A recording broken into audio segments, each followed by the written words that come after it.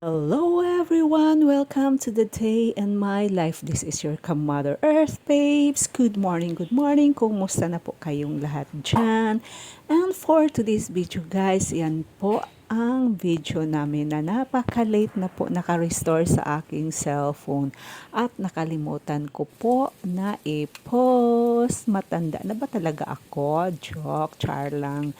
And then po, that was the time na nag-request sila sa akin ng ganitong klase na pagluluto, ganitong klase na pagkain. Pero alam naman nila na hindi ko sila minsan pinagbigyan ng ganito dahil alam natin hindi ito healthy. Kaya minsan lang natin ito pagbigyan sila once and a blue moon lang po. At pagkatapos kong magluto niyan ay uminom muna ako ng milk ko. Ayan, relax muna ako and then isinunod ko na ang fried rice na gusto nila. Sila po ang nag-iimbento ng ganyang klase ng fried rice. Kaya ayan, sinunod ko na naman. O diba, para maging maligaya sila at masarap ang kain nila.